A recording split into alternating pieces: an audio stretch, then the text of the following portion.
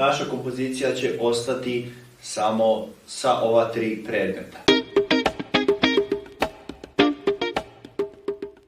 Zdravo, moje ime je Stefan Mirosović, a u današnjem videu pričamo o tome šta je kompozicija u crtežu i kako da je pravilno postavite kako biste sebi olakšali da što bolje uradite svoj crtež. Kada postavimo više predmeta, poželjno je da budu različitih veličina kako bismo pomoću onog najmanjeg predmeta uspjeli da izmerimo ostatak svoje kompozicije.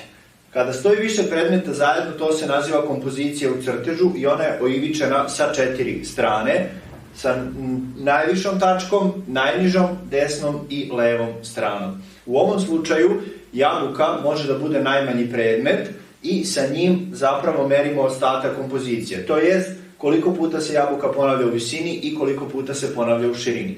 I u ovom slučaju negdje ćemo doći do rješenja da je ova kompozicija otprilike kvadratna, ali ako bismo recimo uzeli i dodali još jedan predmet, u ovom slučaju flašu, naša kompozicija bi bila uspravni pravougaonik.